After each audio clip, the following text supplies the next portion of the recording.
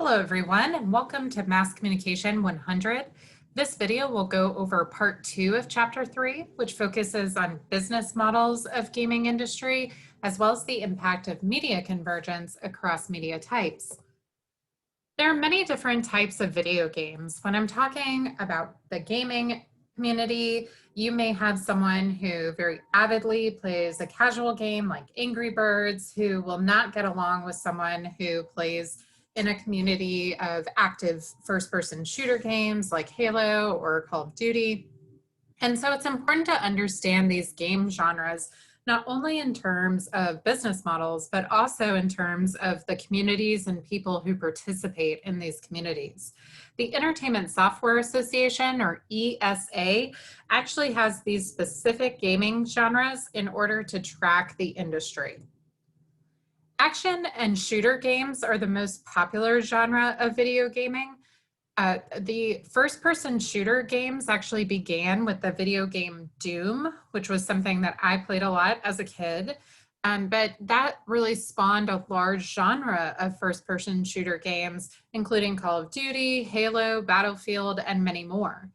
You also have action gaming, which are those that involve some kind of movement. And so even games like Dance Dance Revolution fall within this category, as well as rhythm and music games such as Guitar Hero, which I am a master Guitar Hero player. I love this game. I can super nerd out with you on it.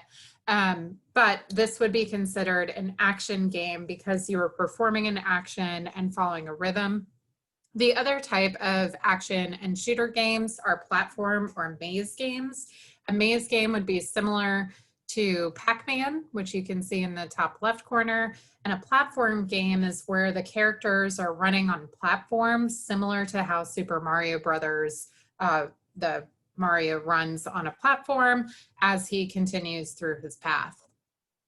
This genre, like I said, is the most popular genre in terms of video game sales. 47.8% of all games come from the action and shooter genre, with shooter being the most popular at 26.9 and action falling closely behind at 20.9.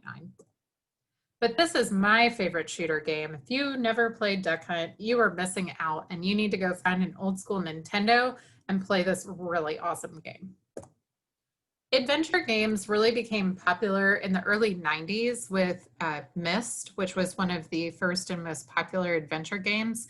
But they really peaked in popularity in 1993 after Myst and Riven had kind of driven out their course.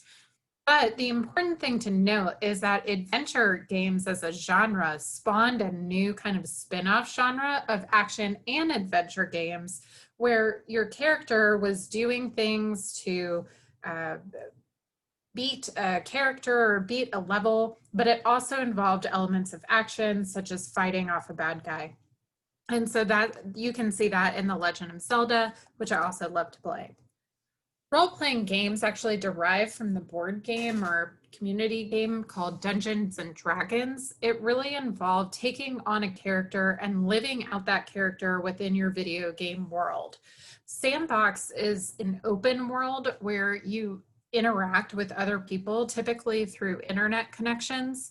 And Minecraft is an excellent example of the sandbox world where you can build and do things with a lot of people from around the world. Strategy and simulation games are those that involve some element of having to think through different situations and make decisions, where simulation games kind of create a different world within the video game platform. One of my favorite strategy games to play, of course, was Oregon Trail. This was where it was at when I was in middle school and high school, but I very commonly died of cholera, so I'm not quite an expert on it, but it was a very fun strategy game and really kind of boosted the strategy genre for a long time. Whereas simulation games can be anything from racing games like the NASCAR game you see in the top right to something that I've spent many, many hours playing, which is Sims. I may or may not still have that on my personal laptop, but it is a fun game because you are simulating a different world and getting to play as those characters. Casual gaming is becoming extremely popular with the advent of computer and mobile gaming. So Tetris and Minesweep were some of the original casual games offered on PCs. And I know I played many an hour playing Tetris, and I still think about how to shift shapes as I'm going about my life, thanks to Tetris. But kind of the Connect 3 games, such as Candy Crush and, of course, Angry Birds, are also considered casual games, typically made popular thanks to mobile gaming platforms. Sports games are also an extremely popular genre of gaming. Football, soccer, basketball, all of these games were introduced very early in video game history. You can see how Madden has been revolutionized throughout the years. This is 11 year, or no, far more than 11 years difference. I can do math, I promise. But you can see the difference in the quality of game that we see even with Madden NFL. And I know for my husband, he plays many, many hours of NCAA and absolutely loves the sports genre of video gaming. Genres by the numbers. This is how many video games sell in each genre. As we talked about, the action genre is the #1 selling, followed very closely by shooter games, and then role-playing, sports, adventure, fighting, racing, strategy, and others. In order to sell video games, people have to think about 3 different pay models. So when you're trying to sell your video game, you can either do it first in a boxed game or retail model. This is similar to like going to GameStop and picking up the actual box and taking it home, putting the disc in your console. So that's really the retail model of selling video games. And so the highest grossing game launch ever occurred in 2013 with Grand Theft Auto 5. In just one day, they made $800 million off this game, and in 3 days, it hit $1 billion. It's actually the second biggest launch of any media product ever, followed only behind Avengers Endgame, whose initial release made the most money out of any media product launch. While the box and what are called brick and mortar stores like GameStop are slowly becoming a thing of the past, digital downloads still fall within this pay model and are a very popular way to buy and sell video games.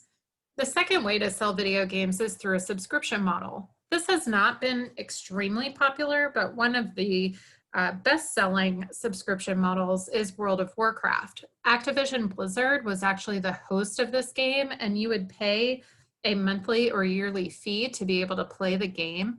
And at its peak, Activision was making over $1 billion per year for World of Warcraft subscriptions alone. The free-to-play model is similar to what you see in a lot of the mobile games that you may download, such as Temple Run, Angry Birds, or Disney Kingdoms. You download the app for free, but then within the game, you might have to pay for premium access to certain things. So this is very common with casual and online games where they sell extras within the game. But, you know, retailers have really had to be cautious because in recent years, Google's had to refund over $19 million because children were buying app purchases without authorization from parents, and they were being marketed to children, which the courts decided was not acceptable, and Google actually had to refund that money for people affected by it. So these are the 3 ways that the industry sells video games, and it's also the 3 ways that we as consumers can buy them.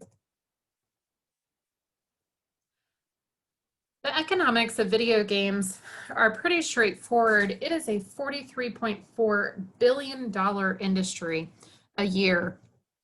And you can see that with accessories, hardware, and content, there are lots of different ways that you can sell video game equipment.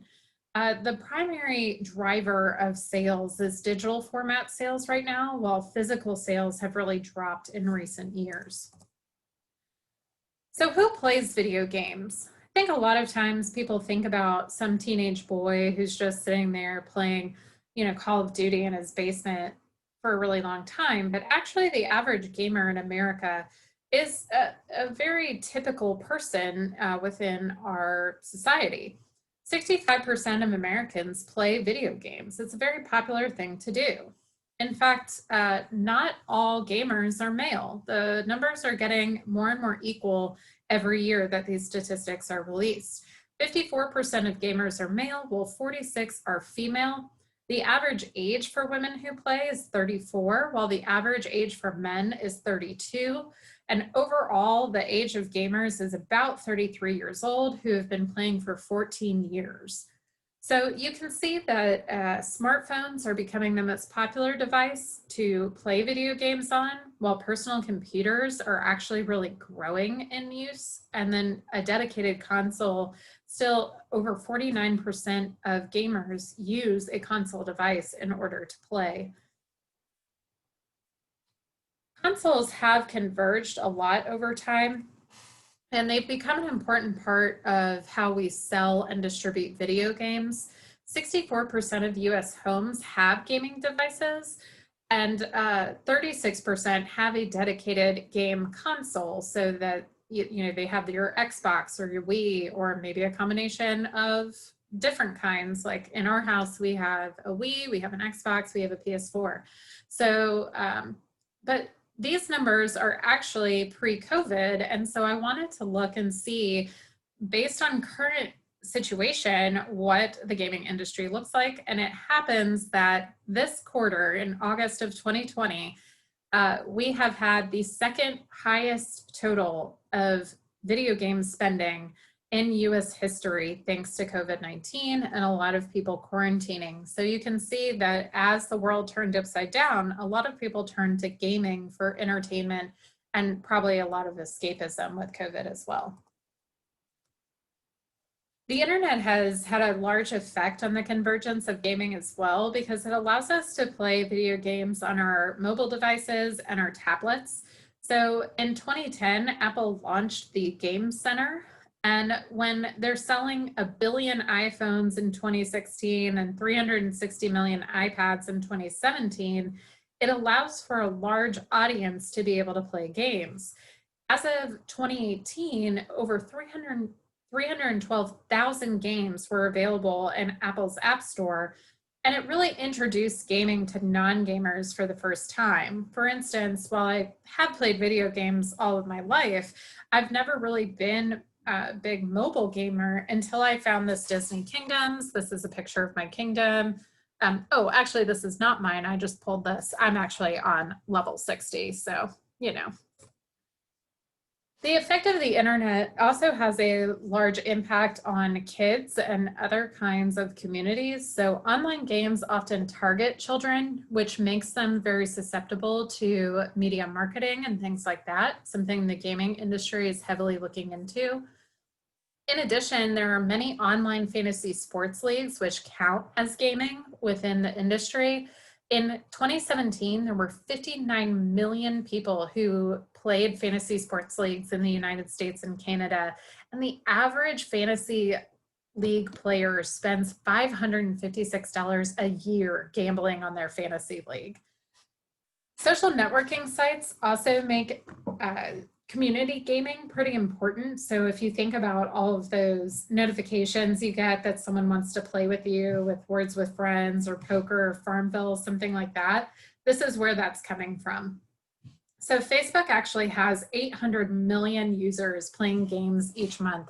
So you can see the importance that having a community of gamers plays in the gaming industry.